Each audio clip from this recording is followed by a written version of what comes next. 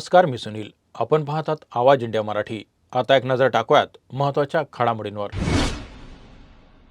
Team India आणि New Zealand यांच्यात T20 world कपचा अंतिम सामना आज अहमदाबाद येथील नरेंद्र मोदी स्टेडियमवर होणार आहे. अंतिम सामन्याच्या तयारीत भारत आणि न्यूझीलंड यांच्यात शाब्दिक युद्ध रंगला आहे.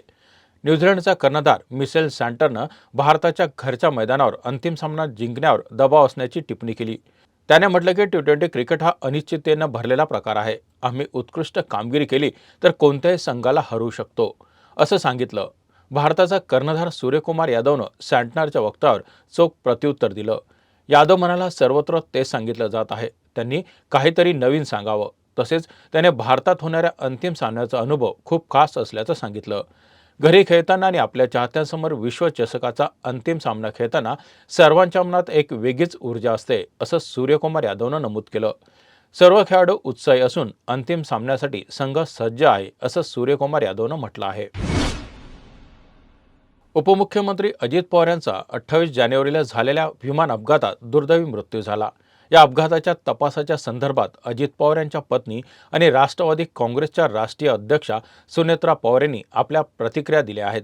सुनेत्रा पवार यांनी सांगितले की प्राथमिक अहवाल आला आहे, पण तो संपूर्ण अहवाल नाही. या विषयावर त्यानंतरच ठोस भाष्य करणं योग्य ठरेल. विविध एजन्सीमार्फत तपास सुरू आहे आणि अजित पवार यांचा अपघात कशामुळे घडला हे जाणून घेण्यासाठी सखोल चौकशी केली जात आहे. सुनेत्रा पवार यांनी आणखी स्पष्ट केले की सध्या फक्त प्रारंभिक अहवाल समोर आला आहे आणि पूर्ण अहवाल आल्यानंतर त्यावर अधिक विचार करण्यात येईल. त्यांना विश्वास आहे की चौकशीचे परिणाम निष्पक्ष आणि सत्यावर आधारित असावेत. विविध स्तरावने अपघाताची चौकशी केली जात आहे आणि लवकरच त्याचे पूर्ण तपशील समोर येतील, असं आश्वासन सुनेत्रा पवार यांनी दिलं आहे. राज्य शासनाने शुक्रवारी पुण्यश्लोक अहिल्याबाई देव होळकर शेतकरी कर्जमाफी योजना जाहीर केली आहे. या योजनेअंतर्गत 30 सप्टेंबर 2025 पर्यंत पीक कर्ज थकीत असलेल्या पात्र शेतकऱ्यांना 2 लाख रुपयापर्यंतची कर्जमाफी दिली जाणार आहे. याशिवाय जे शेतकरी नियमित कर्जफेड करतात त्यांना 50,000 रुपयापर्यंत प्रोत्साहनपर लाभ मिळणार आहे. गेल्या वर्षी राज्यात जून, जुलै आणि ऑगस्ट महिन्यात झालेल्या अतिवृष्टी आणि पुरामुळे शेतकऱ्यांचं मोठं नुकसान झालं होतं. त्यानंतर राज्य सरकारने मदत जाहीर केली होती, परंतु ती मदत कमी असल्याची टीका विरोधकांनी केली होती.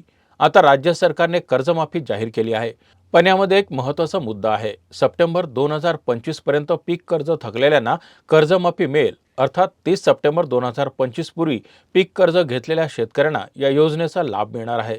यामुळे शेतकऱ्यांमध्ये नाराजी निर्माण झाली आहे. मुख्यमंत्री देवेंद्र फडणवीस यांनी जाहीर केलं की जे शेतकरी पीक कर्ज घेतात आणि त्यांना बँकांनी दिलेल्या कर्जाची माफी जाहीर केली आहे. तुम्हाला कोणत्याही बँकेचं कर्ज असो त्यावर राज्य सरकार कर्जमाफी देईल.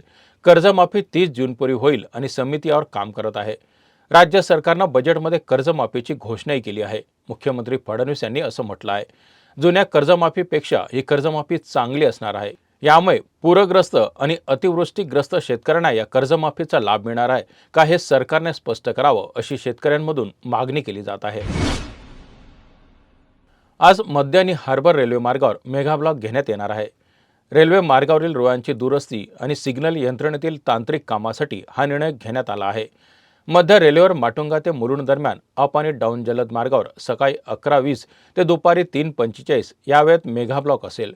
त्यामुळे CST येथून सुटणाऱ्या जलद मार्गावरील लोकल माटुंगा आणि मुलुंड दरम्यान धीम्या मार्गावर वळवण्यात येतील. ठाण्यानंतर या लोकल पुन्हा जलद मार्गावर धावतील. तसेच हार्बर रेल्वे मार्गावर कुर्ला ते वाशी दरम्यान अप आणि डाऊन मार्गावर सकाळी 11:10 ते दुपारी 4:10 या वेळेत मेगा ब्लॉक असेल.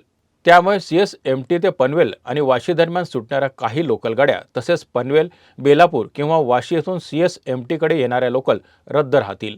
ब्लॉकच्या काळात CSMT ते कुर्ला आणि पनवेल ते वाशी या दरम्यान विशेष लोकल सेवा चालवण्यात येणार आहे. पश्चिम बंगालच्या मुख्यमंत्री ममता बॅनर्जी आणि केंद्र सरकारमधील संघर्ष एकदम चव्हाट्यावर आला आहे. राष्ट्रपती द्रौपदी मुर्मू यांच्या दार्जिलिंग दौऱ्यात ममता बॅनर्जी यांच्या उपस्थितीचा अभाव आणि संताल संमेलन स्थळावरून वाद निर्माण झाला आहे. राष्ट्रपतीच्या स्वागतासाठी मुख्यमंत्री ममता बॅनर्जी किंवा त्यांचे मंत्री उपस्थित नव्हते, ज्यामुळे राष्ट्रपती मुर्मू यांनी नाराजी व्यक्त केली आहे. राष्ट्रपती मुर्मू यांनी म्हटलं की संताल समाजासाठी महत्त्वाचा असलेला कार्यक्रम गोसाईपूरमध्ये ठेवला, जिथे लोकांची उपस्थिती कमी होती. हे योग्य नाही. विधाननगरमध्ये हा कार्यक्रम झाला असता तर जास्त लोक उपस्थित राहिले असते.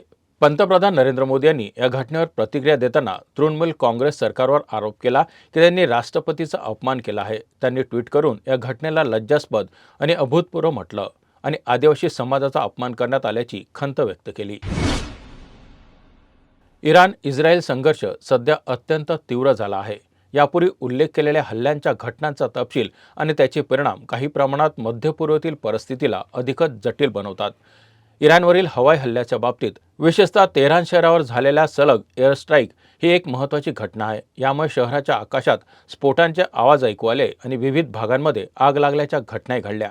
या हल्ल्यांनी तेहरानच्या नागरिकांमध्ये अधिक भीती निर्माण केली आहे.